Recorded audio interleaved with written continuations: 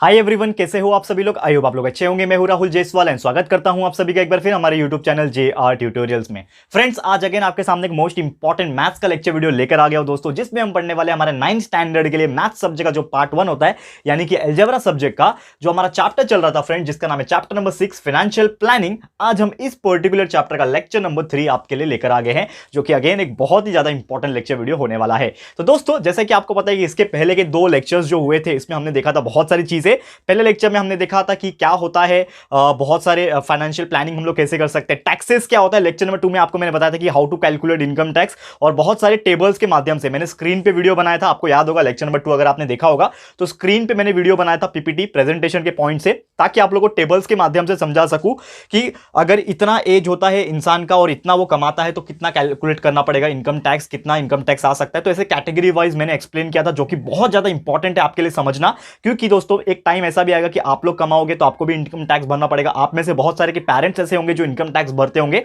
तो उनका कैलकुलेशन किस तरह होता है आज इस वीडियो में मैं बात करने वाला हूं। तो आज टॉपिक है हमारा इनकम टैक्स कैलकुलेशन का, जो कि ऑलरेडी मैंने कंसेप्चुअल थियोरेटिकल जो भी चीज था वो मैंने एक्सप्लेन किया हुआ है लेक्चर नंबर 2 में। आप देख सकते हो जाके अगर आपने नहीं देखा होगा। आज के इस लेक्चर में प्रैक्टिस सेट सॉल्व कराने वाला, और उसमें कुछ ऐसे क्वेश्चंस है आपको रियलाइज हो जाएगा कि यस, हम लोग रियल में प्रैक्टिस जो है वो करके हम लोग पता लगा सकते हैं कि इनकम टैक्स कितना हमें भरने की जरूरत होती है अगर मेरा कमाई कितना है तो। ठीक है दोस्तों, शुरुआत करते हैं। तो हेडिंग डाल देता हूं, सीधा सीधा हम लोग को सॉल्व करना है प्रैक्टिस सेट। और ये जो हमारा आज का जो लेक्चर है ना दोस्तों, ये इस चैप्टर का आखिरी लेक्चर होने वाला है, यानी कि फाइनली आज ये चैप्टर भी हमारा कंप्लीट हो जाएगा। तो जल्द से जल्द हम लोग कोशिश करेंगे आपका पूरा का पूरा सिलेबस जो है कंप्लीट कराने की। तो क्या नाम है, प्रैक्टिस सेट नंबर पहला दैट इज 6.1 हमने कंप्लीट कर लिया था। आज जो हम लोग को पढ़ना है वो है 6.2।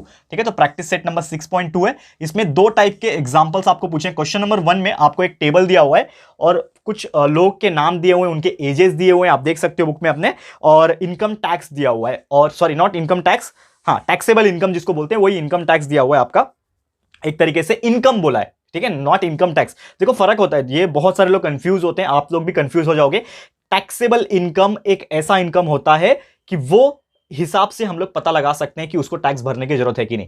टैक्सेबल इनकम एक इनकम होता है जिसको देख के हम लोग बोल सकते हैं कि यस, इस इंसान को इनकम भरने की जरूरत है या फिर नहीं है उस एज के हिसाब से। तो यहां पे क्वेश्चन ये पूछा है, टैक्सेबल इनकम दिया हुआ है, एज दिया हुआ है, और आपको पूछा है कि क्या वो उस इंसान को इनकम टैक्स भरने की जरूरत है या फिर नहीं है। तो चलो सबसे पहले शुरुआत करते हैं क्वेश्चन नंबर 1 के साथ। तो क्वेश्चन नंबर 1 तो हम लोग बता सकते हैं, आपको पहले हेडिंग जो है डाल देता हूं, दैट इज स्टेट वेदर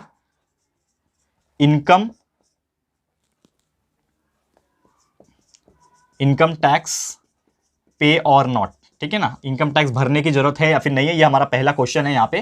ठीक है, तो यहाँ पे मैंने अपने लैंग्वेज में लिख दिया इसको, कोई बात नहीं। मेन क्वेश्चन क्या है हमारा सॉल्व करना है, उसको हम लोग आपको बताएंगे। तो सबसे पहले आप देखोगे यहाँ पे जो कि है मिस निकिता। ठीक है, तो यहाँ पे मिस निकिता का सबसे पहला पूछा हुआ है, उनका निकिता का जो एज है वो दिया हुआ है। निकिता का जो एज है, ठीक है, निकिता का जो एज है, सॉरी माफ कीजिएगा, एज जो है वो कितना दिया हुआ है आप देख सकते हो, जो कि दिया हुआ है 27 ईयर्स। तो निकिता जो है वो 27 ईयर्स की है। तो 27 ईयर्स का मतलब क्या होता है, जो हमने टेबल पढ़ा था कल के दिन, बहुत सारे टेबल्स देखा था, तो उसमें देखा था कि ये 27 क्या हो जाता है, less than 60 year, less than 16 year है। तो इनकम, उसका टैक्सेबल इनकम कितना है पहली बात तो वो भी देख लेते हैं, वो भी दिया हुआ है हमें।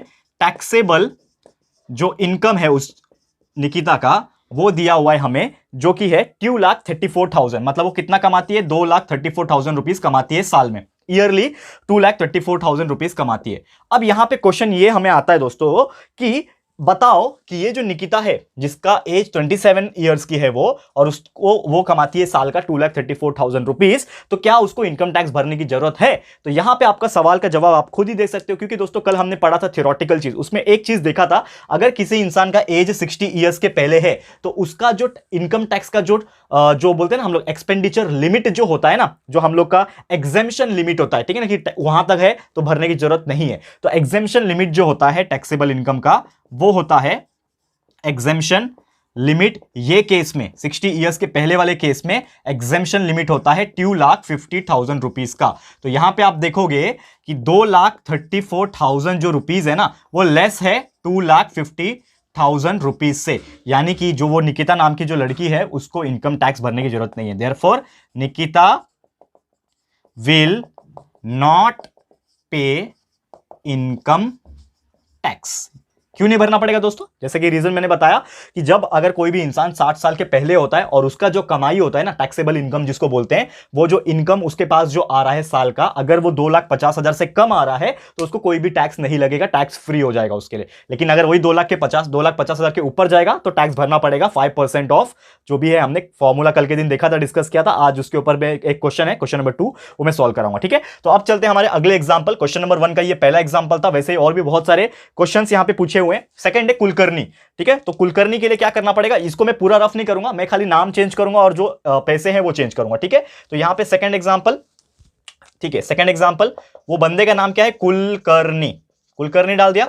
कुलकर्णी का जो एज है दोस्तों, वो कुलकर्णी का एज यहां पे बोला हुआ है 36 ईयर, 36 ईयर्स का उसका एज है। तो अगेन आप देखोगे कि 36 ईयर्स जो होता है वो लेस देन 60 ईयर्स है, और उसका जो इनकम है ना, टैक्सेबल इनकम अगर कुलकर्णी की बात करें तो वो है 3 लाख। दोस्तों कितना है, 3,27,000, यानी कि 3,27,000 रुपीज वो ईयरली कमाता है। एग्जेम्पशन लिमिट कितना है, 60 साल के पहले वाले लोग को कितना है, 2,50,000 तक एग्जेम्पशन है, यानी 2,50,000 के अंदर अगर सैलरी है, मतलब इनकम है, तो पैसा भरने की जरूरत नहीं। लेकिन यहां पे आप देखोगे तो यहां पे उसका जो इनकम है 3,27,000 है, यानी कि इस बार उसका जो पैसा है 3,27,000 जो है वो इस बार ग्रेटर है, बड़ा है ना 2,50,000 से। यस, तो यहां पे क्या करना पड़ेगा कि जो कुलकर्णी नाम का बंदा है उसको यहां पे पैसे, इनकम टैक्स जो है, कुलकर्णी विल हैव टू पे इनकम टैक्स, यानी कि उसको इस बार इनकम टैक्स भरने बोला जाएगा, या फिर इनकम टैक्स उसको भरना होगा। आप देखो यहां पे एक चीज और है कि यहां पे कितना इनकम टैक्स भरना है वो क्वेश्चन नहीं पूछा है हमें। क्वेश्चन नंबर 1 में बात करूं, आपको खाली इतना पूछा है, क्या अब उस इंसान को इनकम टैक्स भरना पड़ेगा या नहीं भरना पड़ेगा, यस और नो, यही आपको आंसर देना है। तो पहला वाला जो था उसमें नहीं भरना था निकिता को, सेकंड में आप देखोगे तो कुलकर्णी को भरना पड़ेगा, क्योंकि उसका जो इनकम आ रहा है वो 2,50,000 से ज्यादा आ रहा है। ठीक है, अब थर्ड बात कर लेते हैं। तीसरा जो इंसान है वो कौन है, मेहता बाबू। ठीक है, तो मेहता बाबू का जो एज है वो कितना दिया हुआ है, 44 दिया हुआ है, तो उसको भी देख लेते हैं। अगला इंसान, ठीक है, तीसरा है ना ये, थर्ड एग्जांपल, तो इसका नाम क्या है, मेहता। तो मेहता का जो एज दिया हुआ है वो कितना है, देख लेते हैं, 44 साल का है बंदा वो। ठीक है, तो डाल दिया यहां पे 44 ईयर्स है। तो अगेन 44 ईयर जो है वो 60 साल से कम होता है, तो 44 ईयर 60 साल से कम होता है, लेकिन उसका इनकम जो है इस बार कितना है, 5,82,000 रुपीज है उसका। अरे बाप रे, बहुत कमाता है बंदा। ठीक है, कितना है, 5,82,000, 5,82,000 रुपीज वो कमाता है साल का। तो आप देखोगे तो उसका एग्जेम्पशन लिमिट, अगेन वो बंदा जो है 60 साल से कम का इंसान है, तो 60 साल से कम वाले इंसान को 2,50,000 तक छूट होता है, यानी कि 2,50,000 तक उसको कोई भी टैक्स नहीं लगेगा। लेकिन जैसे ही उसका 2,50,000 क्रॉस होगा तो उसके ऊपर उसका टैक्स लगेगा, यानी 5,82,000 जो है वो ग्रेटर है 2,50,000 से। दैट्स वाई जो इंसान है वो, क्या नाम है उसका, मेहता बाबू, विल हैव टू पे द इनकम टैक्स, यानी मेहता को इनकम टैक्स भरना पड़ेगा। यस, इसका आंसर आएगा यस, उसको भरना पड़ेगा। क्लियर है, ये हो गया हमारा थर्ड क्वेश्चन का भी आंसर। समझ में आ रहा है दोस्तों, बहुत ईजी है, कुछ भी करना नहीं है, बस हम लोग चेंज करते जा रहे हैं, बट आप लोग नया नया लिखते जाना, उसी में मत चेंजेस करते रहना। ठीक है, आप लोग को हर क्वेश्चन नया नया लिखना है। ठीक है, चौथा एग्जांपल देखोगे कौन है इंसान, मिस्टर बजाज है। ठीक है, तो मिस्टर बजाज का भी एग्जांपल ले लेते हैं। ठीक है, चौथा इंसान, फोर्थ क्वेश्चन किसका है, बजाज का है। तो बजाज जो है उनका जो एज दिया हुआ है ना बजाज का, वो 64 है। बाप रे, ये तो महातारे निकले। ठीक है, तो 64 ईयर का बजाज का एज है, तो 64 ईयर जो बजाज का एज है, तो उनका जो कैटेगरी आएगा वो थोड़ा चेंज हो जाएगा, यानी अबव 60। तो अबव 60 में एक कैटेगरी होता है 60 to 80 ईयर्स का कैटेगरी, जो हमने सेकंड टेबल में देखा था कल के दिन, आपको याद होगा। तो उसमें मैंने बताया था कि जो 60 प्लस जो इंसान होता है, 60 to 80 ईयर्स के इंसान होते हैं ना, उसमें उनका एग्जेम्पशन जो लिमिट होता है ना, कि वहां तक उसको टैक्स नहीं लगेगा, वो कितना होता है नॉर्मली, उस इंसान के लिए होता है एग्जेम्पशन लिमिट 3 लाख रुपया, यानी कि ये 2,50,000 से बढ़ जाता है, ये कितना होता है, 3 लाख रुपीस होता है। ठीक है, अब जो इंसान है, यानी कि जो मिस्टर बजाज है, उसका इनकम कितना आ रहा है, टैक्सेबल इनकम आ रहा है 8,40,000, यानी कि वो कितना कमाते हैं, 8,40,000 रुपया जो है वो टैक्सेबल इनकम कमाते हैं, यानी उनका उम्र 64 ईयर है। ठीक है, 60 से 80 के बीच में आ रहा है, इसके लिए उसको एग्जेम्पशन लिमिट जो है वो कितना देना पड़ेगा, 3 लाख का एग्जेम्पशन लिमिट है, बट उनका इनकम कितना है, 8,40,000, तो यानी 3 लाख से ज्यादा हो गया ना, तो 8,40,000 रुपया जो है वो 2,50,000 से ज्यादा है। सॉरी, 2,50,000 भी नहीं आएगा, यहां पे क्या हो जाएगा, यहां पे उसका लिमिट इस बार चेंज हो गया, 3 लाख हो गया, यानी कि 3 लाख से ज्यादा है 8,40,000। करेक्ट है, इसके लिए जो इंसान है, क्या नाम है इस इंसान का, मिस्टर बजाज। मिस्टर जो बजाज है उनको इनकम टैक्स भरना पड़ेगा, विल हैव टू पे द इनकम टैक्स। क्लियर है, यस आएगा आंसर इसका भी। ओके, एंड लास्ट है पांचवा, आप देखोगे तो मिस्टर, क्या नाम है इनका, डिसिल्वा, डिसिल्वा, क्या अजीब नाम है, ठीक है। तो मिस्टर डिसिल्वा भी देख लेते हैं, इनका क्या है पांचवा, ठीक है ना, मिस्टर कहां गया, डिसिल्वा, डिसिल्वा। तो डिसिल्वा का जो उम्र है, उनका जो एज है ना, वो दिया हुआ है 81। अरे बाप रे, सुपर सीनियर सिटीजन्स, ये कौन से कैटेगरी में आ जाते हैं, ये आ जाते हैं 80 ईयर्स के ऊपर वाले, यानी ये आ जाते हैं ग्रेटर देन 80 ईयर्स, जिसको हम लोग क्या बोलते हैं पता है क्या दोस्तों, सुपर सीनियर सिटीजन। ये आपको याद रहना चाहिए, ठीक है। सुपर सीनियर, जैसे कि आपको पता है 60 साल की उम्र कोई इंसान होता है उसको सीनियर सिटीजन कहा जाता है, वैसे अगर कोई 80 साल के ऊपर का इंसान है तो उसको सुपर सीनियर सिटीजन कहते हैं। तो वो बंदा जो है, क्या नाम है, डिसिल्वा जो है 81 साल का, वो कमाता है 4,50,000 रुपया। कितना कमाता है, 4,50,000 रुपीज कमाता है वो साल का, ठीक है।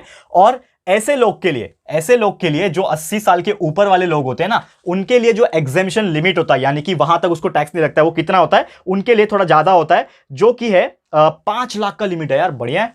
तो 5 लाख तक उनको कोई भी टैक्स भरने की जरूरत नहीं होती है। तो उनका इनकम जो है, आप देखोगे ये जो इंसान है कि क्या नाम है इनका, कहां गया, डिसिल्वा जो बाबू है, उनका जो इनकम है वो कितना है, 4,50,000। और हमारा छूट कितने तक है, 5 लाख तक कोई भी टैक्स भरने की जरूरत नहीं है। तो 4,50,000 कम होता है ना 5 लाख से, तो 5 लाख से कम हो गया, यानी कि उनको कोई भी टैक्स भरने की जरूरत नहीं है। विल नॉट हैव टू पे द इनकम टैक्स। किसको नहीं भरना है, यहां पे नाम चेंज कर दो, क्या नाम है इनका, डिसिल्वा, देयरफॉर डाल के डी सिल्वा विल नॉट पे इनकम टैक्स, उनको कोई भी टैक्स भरने की जरूरत नहीं है। तो आंसर हमारा नो आएगा। क्लियर है दोस्तों। तो उम्मीद करता हूं कि ये पांचों का पांचों एग्जांपल क्वेश्चन नंबर 1 का ये आपको समझ में आ गया रहेगा। अब चलते हैं आखिरी क्वेश्चन, क्वेश्चन नंबर 2 है। एक बड़ा सा क्वेश्चन दिया है, लेकिन दोस्तों कोई बात नहीं, बहुत ईजी है, थोड़ा टाइम कंज्यूमिंग इसलिए क्योंकि वो बड़ा है, उसको सॉल्व करने में टाइम लगेगा, लेकिन है ईजी। आप ध्यान से देखो, और ये क्वेश्चन अगर आपने समझ लिया ना, तो आप अपने घर पे बैठे बैठे आपके जो भी पेरेंट्स होंगे, रिलेटिव्स होंगे, जिनका भी इनकम टैक्स की कैटेगरी में आता है ना, आप उनका इनकम टैक्स घर बैठे बैठे निकाल सकते हो। इस तरह से आपको पढ़ाऊंगा दोस्तों, तो कोई भी बाहर के लोगों की जरूरत नहीं, आप खुद ही इनकम टैक्स निकाल सकते हैं, और फ्यूचर में आपके लिए भी काम आ जाएगा जब आप खुद कमाने लगोगे। ठीक है, तो चलो देख लेते हैं इसको भी। इसको मैं रफ कर लेता हूं सबसे पहले।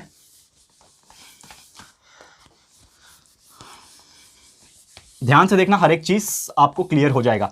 ओके, थोड़ा सा बड़ा एग्जांपल है तो थोड़ा सा आपको पेशेंस लगेगा दोस्तों। पेशेंस मतलब थोड़ा सा टाइम कंज्यूमिंग है, लेकिन आप ध्यान से देखोगे ना, हर एक चीज आपको क्लियर हो जाएगा। क्वेश्चन नंबर 2 हेडिंग डाल दिया मैंने, प्रैक्टिस सेट 6.2 का क्वेश्चन नंबर 2 है ये। और पहली बात तो मैं आपको क्वेश्चन यहां पे बताऊंगा कि क्वेश्चन एक्जैक्टली क्या है, क्योंकि क्वेश्चन बहुत बड़ा लिखाते तो वैसे भी नहीं है, आप अपने बुक में देख लेना क्वेश्चन। तो क्वेश्चन इस प्रकार है, मिस्टर करतार सिंह जो है एक इंसान है यहाँ पे, उनका एज 48 साल का है। ठीक है, चलो मान लिया 48 साल का एज है, वो एक प्राइवेट कंपनी में काम करते हैं बोल दिया है, और उनका जो मंथली इनकम है, उनका जो पगार होगा महीने का, वो सब कटने वटने के बाद जो थोड़ा बहुत कट जाता है ना, आपको पता ही होगा, आपके पेरेंट्स का भी थोड़ा बहुत कटता होगा, वो कटने वटने के बाद उनका जो सैलरी आता है हर महीने का, वो 42,000 रुपीज, वो इंसान 42,000 रुपीज मंथली कमाता है यार, बढ़िया है। ठीक है, और हर महीने वो क्या करता है, एक जीपीएफ होता है, ठीक है ना, जैसे कि प्रोविडेंट फंड्स होते हैं ना, पीएफ वगैरह, तो वैसे जीपीएफ होता है, वो वहां पे 3,000 रुपीज हर महीने का भरते हैं, यानी कि पगार मिलने के बाद वो उसमें से 3,000 हर महीने का भरते हैं। साथ ही में उन्होंने 15,000 रुपीज का ना एक बॉन्ड खरीद के रखा है, जिसको हम लोग नेशनल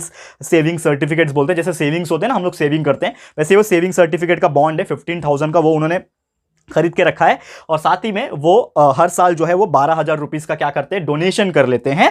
और ये सब करने के बाद, पीएम रिलीफ फंड में डोनेशन करने के बाद, वहां पे उनको जो भी पैसा बचेगा वो उनका टैक्सेबल इनकम रहेगा। तो हमें क्वेश्चन ये पूछा है कि ये सब करने के बाद उनको कितना इनकम टैक्स भरना पड़ता है, वो यहां पे कैलकुलेट करके बताओ। क्लियर है दोस्तों। तो उम्मीद करता हूं कि ये चीज आपको क्वेश्चन जो है समझ में आ गया होगा। तो चलिए इसको सॉल्व करते हैं। बहुत ही बेहतरीन एंड मजेदार क्वेश्चन है, और ऐसा क्वेश्चन रियल लाइफ में भी होता है, क्योंकि अगर आपके फादर का भी इतना इनकम होगा, लाइक अबाउ 40,000 50,000 अगर इनकम होगा, तो उनको भी इनकम टैक्स जरूर से भरना पड़ता होगा बहुत सारी चीजों में।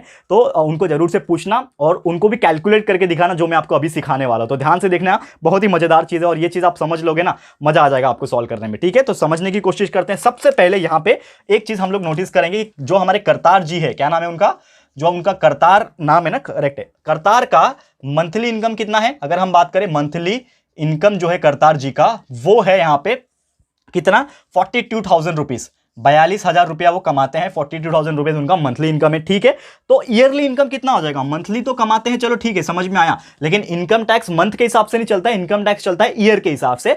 तो हमें पता होना चाहिए कि ये जो बंदा है करतार नाम का, उनका ईयरली इनकम कितना है। तो ईयरली इनकम निकालने के लिए महीने कितने होते हैं, 12 ही महीने होते हैं एक साल में, यानी 42,000 एक महीने का पगार है, तो 12 से मल्टीप्लाई कर देंगे तो ईयरली इनकम मिल जाएगा, जो कि हो जाएगा 42,000 मल्टीप्लाई बाय 12। यहां पे ऑलरेडी मैंने निकाल के रखा है, तो 5,04,000 रुपया जो है वो हर साल रुपए कमाते हैं। इतना पैसा वो क्या करते हैं, हर साल रुपीस, हर साल जो है 5,04,000 रुपया वो कमाते हैं। ठीक है, ये हो गया उनका ईयरली इनकम। ठीक है, समझ में आ गया। ओके, अगर नेक्स्ट में बात करूं तो करतार जो करतार है वो कुछ इन्वेस्टमेंट भी करते हैं। तो करतार्स इन्वेस्टमेंट, कितना इन्वेस्टमेंट करते हैं वो देखोगे तो यहां पे बहुत सारी चीजों में इन्वेस्ट करते हैं। सबसे पहले तो वो 3,000 रुपया जो है वो जीपीएफ में डालते हैं हर महीने। तो साल में कितना डालेंगे, यानी मल्टीप्लाई बाय 12, साल में मल्टीप्लाई बाय 12 करना पड़ेगा। एक महीने में 3,000 रुपए डालते हैं तो साल में मल्टीप्लाई बाय 12 करना पड़ेगा। ठीक है, और साथ ही में और एक इन्वेस्टमेंट करते हैं, हर साल वो 15,000 रुपीज क्या करते हैं, वो नेशनल बॉन्ड खरीदते हैं, नेशनल कुछ तो क्या नाम है, सेविंग सर्टिफिकेट जो नाम है वो करते हैं, यानी प्लस 15,000 करना पड़ेगा। ये इतना टोटल इनका क्या है, इन्वेस्टमेंट है। तो कितना हो जाएगा total, 3,000 multiply by 12 is nothing but कितना हो जाता है, 36,000 ना, 36,000 प्लस 15,000।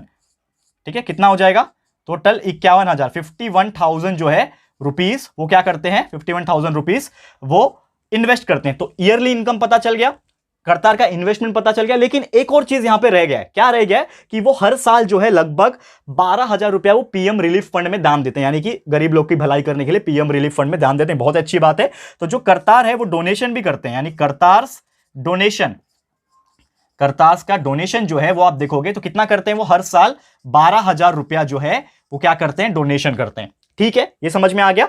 तो यानी कि जो भी वो खर्चा करते हैं वो टोटल कितना हो जाएगा, तो टोटल एक्सपेंस अगर मैं बात करूं, टोटल एक्सपेंस, एक्सपेंस मतलब कितना खर्चा करते हैं टोटल वो, तो टोटल एक्सपेंस मतलब कितना हो जाएगा। ये पहली बात तो इन्वेस्टमेंट किया उन्होंने 51,000 का, 51,000 का ये हो गया, प्लस यहां पे सेकंड 12,000 वो क्या करते हैं, दान दे देते हैं, यानी कि प्लस 12,000, यानी कि कितना हो जाएगा 51,000, एक जीरो ज्यादा लिख दिया क्या मैंने, ठीक है, हाँ ठीक है, 51,000 प्लस 12,000 टोटल कितना हो जाएगा, 51 प्लस 12 इज 63,000। तो 63,000 उनका ना हर साल का क्या है, डोनेशन और एक्सपेंसेस जो भी उनका था, इन्वेस्टमेंट और डोनेशन दोनों मिला के इतना वो क्या करते हैं, लाइक उनका पैसा चला जाता है उनके सैलरी में से, मतलब इतना पैसा वो क्या करते हैं, चला जाता है, उनका चला जाता है। ठीक है, ध्यान में चला जाता है। अब यहां पर अगर मैं बात करूं तो इतना पैसा जाने के बाद उनका टैक्सेबल इनकम कितना होगा, तो टैक्सेबल इनकम की अगर मैं बात करूं, टैक्सेबल इनकम, तो टैक्सेबल इनकम मतलब कितना हो जाएगा कि जिसके ऊपर टैक्स लगेगा। तो इतना वो कमाते थे, 5,04,000 जो है वो कमाते थे और इतना उनका चला गया, मतलब ये चीज जो है इनकम टैक्स में काउंट नहीं होती है, तो ये चीज चला गया, यानी कि वो डोनेट कर रहे हैं तो वो सब चीज ना काउंट नहीं होता इनकम टैक्स में। तो टैक्सेबल इनकम निकालने के लिए हमें क्या करना पड़ेगा, जो ईयरली इनकम होता है, taxable income is equal to क्या हो जाता है, ईयरली इनकम को माइनस करना पड़ता है एक्सपेंसेस से। तो एक्सपेंसेस कितना है, टोटल एक्सपेंस, टोटल एक्सपेंसेस से क्या करना पड़ता है, माइनस करना पड़ता है। यानी कि टैक्सेबल इनकम निकालने के लिए ईयरली इनकम कितना है, 5,04,000 को माइनस करेंगे हम लोग किससे, 63,000 से। तो 63,000 माइनस जब कर दोगे तो टोटल जो टैक्सेबल इनकम जो होगा दोस्तों वो कितना बचेगा, taxable income is equal to कितना बचेगा, 5,04,000 में से 63,000 चला गया तो कितना बचा यहां पे, 4,41,000, 4,41,000 जो है उनके पास बच रहा है, इतना पैसा उनके पास बचा है। ठीक है, अब ये जो टैक्सेबल इनकम है इसके ऊपर लगेगा इनकम टैक्स, यानी कि इतने पैसे के ऊपर उनको अपना इनकम टैक्स जो है वो भरना पड़ेगा। तो अब हम निकालेंगे हमारा इनकम टैक्स। तो इनकम टैक्स का फॉर्मूला आपको पता ही है दोस्तों, इनकम टैक्स, और ये जो बंदे हैं क्या नाम है, करतार, इनका एज हमने देखा था कितना दिया है क्वेश्चन में, एज 48 ईयर्स दिया है, मतलब बिलो 60 है। तो हमारा जो इनकम टैक्स लगेगा ना उसका जो फॉर्मूला लगेगा वो लगेगा 5% of taxable income, 5% of taxable income minus 2,50,000। ये हमने कल टेबल में आपको बताया था दोस्तों, उम्मीद करता हूं आपने कल का लेक्चर जरूर देखा होगा। कल का जो लेक्चर था यानी लेक्चर नंबर 2 था ना, वो इंपॉर्टेंट क्यों था, भले ही मैं उसको स्क्रीन पे लेके आया था, ठीक है ना। आप लोग बोलते हैं सर स्क्रीन पे लेके आ जाते हो, यार क्या प्रॉब्लम है, स्क्रीन पे भी तो वही चीज दिख रहा है जो यहाँ पे दिख रहा है, बस वहां पे मेरा फेस नहीं दिखता है, क्योंकि कुछ ऐसी चीजें होती है जो वहां पे पूरा ऑलरेडी बना बनाया मिलता है हम लोग को पूरा का पूरा टेबल यहाँ पे मैं ड्रॉ करूंगा तो 1 घंटा वेस्ट होगा। तो वो 1 घंटा क्यों वेस्ट करना आप लोग के लिए, मैं आप लोग को यहाँ पे क्वालिटी सीधा सीधा दे दूंगा आपको। तो हमने जो चार्ट एक्सप्लेन किया था, 3 टेबल आपको बताए थे, और तीनों टेबल में 60 एज के बिलो वाले, 60 से 80 वाले और 80 से अबव वाले, ये तीनों कैटेगरी के कितने इनकम टैक्स कौन से फॉर्मूले से कैलकुलेट होगा वो मैंने बताया था। उसमें से एक फॉर्मूला है कि अगर कोई इंसान का बिलो 60 ईयर एज है तो उनका जो इनकम टैक्स कैलकुलेट करने का फॉर्मूला जो होता है वो होता है 5% ऑफ इनकम टैक्सेबल इनकम जो भी आएगा उसमें से 2,50,000 माइनस करके निकाल लो। तो कैसे निकालेंगे? 5% यानी कि 5/100, 5% मतलब 5/100 हो गया, मल्टीप्लाई बाय टैक्सेबल इनकम कितना है? टैक्सेबल इनकम है 5,04,000, सॉरी माफ कीजिएगा, 5,04,000 नहीं है टैक्सेबल इनकम। टैक्सेबल इनकम निकाला है कितना है? 4,41,000 है। तो 4,41,000 माइनस 2,50,000 कर दोगे तो आपका यहां पे 5% हम लोग निकाल सकते हैं, ठीक है ना, 5% के हिसाब से। तो टैक्सेबल इनकम माइनस 2,50,000, अब इसका 5% निकालेंगे तो क्या हो जाएगा?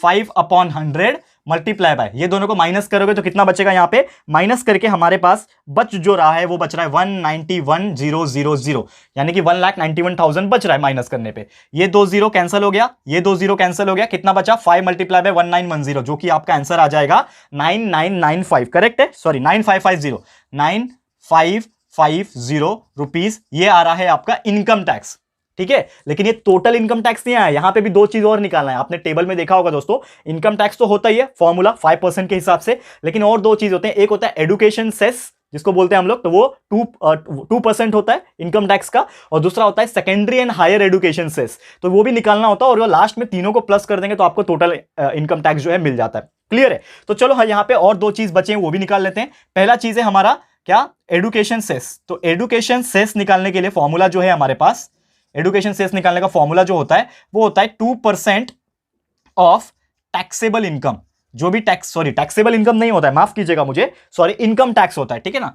2% ऑफ इनकम टैक्स यानी कि IT, इनकम टैक्स के लिए मैं शॉर्टकट यूज कर रहा हूं IT। तो 2% यानी 2/100 मल्टीप्लाई बाय इनकम टैक्स कितना निकाला हमने अभी अभी? 9,550, 1010 कट, और ये हो जाएगा 95.5 मल्टीप्लाई बाय 2 इज 191। तो आपका ये आ जाएगा, कितना हो जाएगा? 191 रुपीज आएगा, 191 रुपीज आया। ये आपका आ गया एडुकेशन सेस। देखो अभी बोर्ड भर गया है दोस्तों, तो यहां पे मैं क्या करूंगा, ये ऊपर का जो पोर्शन है इसको मैं रफ कर रहा हूं ताकि आप लोग इसको अच्छे से समझ पाओ, ठीक है। तो आपको ये करना है कि फटाफट से इसको नोट डाउन कर लेना, या फिर आप क्या कर सकते हो, स्क्रीनशॉट लेके रख सकते हो, क्योंकि आगे मैं थोड़ा सा ये पार्ट जो है बोर्ड का रफ कर रहा हूं, क्योंकि आगे मुझे और कंटिन्यू करना है, थोड़ा बड़ा एग्जाम्पल है तो कंटिन्यू करना पड़ेगा, ठीक है ना। तो यहां पर मैं इसको रफ करके तो आपको मैं बताता हूं, ठीक है। तो ध्यान से देखो, हर एक चीज आपको क्लियर हो जाएगा, आपको टेंशन लेने की बिल्कुल जरूरत नहीं है। तो इतना मैंने रफ कर दिया, इतना काफी है, ठीक है। इतना जो पार्ट है इतना काफी है हमारे लिए, यहां तक हो जाएगा हमारा, ठीक है ना।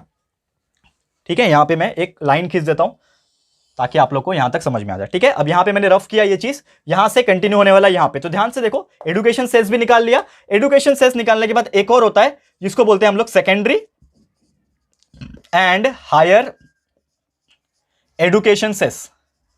Secondary and higher education cess का जो फॉर्मूला होता है वो होता है 1% ऑफ इनकम टैक्स। 1% ऑफ क्या होता है? Income tax. तो 1% ऑफ इनकम टैक्स कैसे निकालोगे? 1/100 मल्टीप्लाई बाय क्या है? इनकम टैक्स निकाला था ना आपने, इनकम टैक्स कहां गया? इनकम टैक्स देखो ये वाला कितना है? 9550 मल्टीप्लाई बाय 9550, जो कि आपका आ जाएगा 1010 कैंसल, तो बचेगा 955 डिवाइड बाय 10 यानी कि 95.5 रुपीज। तो ये आ गया आपका क्या? Secondary higher education cess. अब लास्ट में आपको निकालना होता है टोटल इनकम टैक्स, ये आपका फाइनल है। तो टोटल इनकम टैक्स जो भी आपका आया प्लस कर दो। क्या क्या आया आपका? इनकम टैक्स आया 9550 आया, प्लस क्या आया? ठीक है, क्या आया? एडुकेशन सेस कितना आया? 191 रुपीज आया, 191 रुपीज आया, प्लस 9550 प्लस 191 और प्लस ये 95.5, ये तीनों को आप प्लस कर दोगे तो आपको मिल जाएगा total income tax IT is equal to कितना आ जाएगा टोटल? यहां पे ऑलरेडी हमने कैलकुलेट करके रखा हुआ है, जो कि आ रहा है 9836.50। तो 9836.50 जो है रुपीज, इतना उस इंसान को, क्या नाम था उस इंसान का? देखो नाम भी भूल गया मैं, इतना लंबा एग्जाम्पल हो गया। नाम क्या था इस इंसान का? मिस्टर करतार सिंह। तो जो करतार सिंह जो बंदे हैं उनको हर साल कितना इनकम टैक्स भरना पड़ेगा? टोटल 9,836.50 रुपया जो है उनको अपना इनकम टैक्स भरना पड़ेगा। और ये रूल है, नहीं भरेंगे तो फाइन लग सकता है, सजा भी हो सकती है, तो ये चीज याद रखना। तो this is how we calculate income tax of any person. उसका अगर सैलरी यहां पे ज्यादा होता है, कितना भी ज्यादा हो, 10 करोड़ भी क्यों ना कमाता हो, तो उसके ऊपर हम लोग कैसे भी करके इनकम टैक्स निकाल सकते हैं। हर एक का रूल्स एंड रेगुलेशन बनाया हुआ है, है। ठीक है दोस्तों, तो उम्मीद करता हूं कि हमने ये जो क्वेश्चन नंबर 2 था आपका एग्जांपल किस प्रकार हम लोग सॉल्व कर सकते हैं ये आपको समझ में आ गया होगा। एंड उम्मीद करता हूं कि कैसे हम लोग इनकम टैक्स किसी का भी निकाल सकते हैं ये आपको पता चल गया होगा। तो आप लोग को बस ये एक तरीके से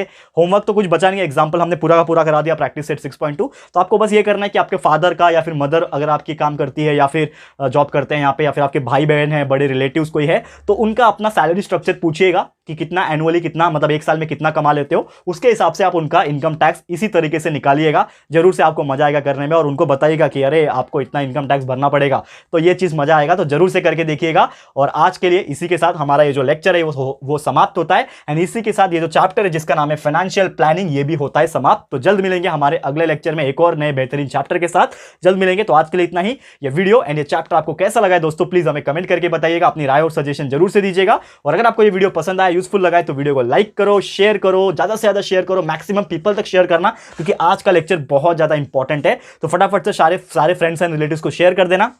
एंड अगर आपने अभी तक इस चैनल को सब्सक्राइब नहीं किया है तो फटाफट से हमारे चैनल को भी सब्सक्राइब कर देना, साथ में बेल आइकन को हिट कर देना, ताकि जब भी हम लोग वीडियो लेकर आएंगे आप लोग को नोटिफिकेशन मिलती रहेगी। ठीक है फ्रेंड्स, तो मिलते हैं हमारे अगले वीडियो में। यह वीडियो देखने के लिए thank you and good bye.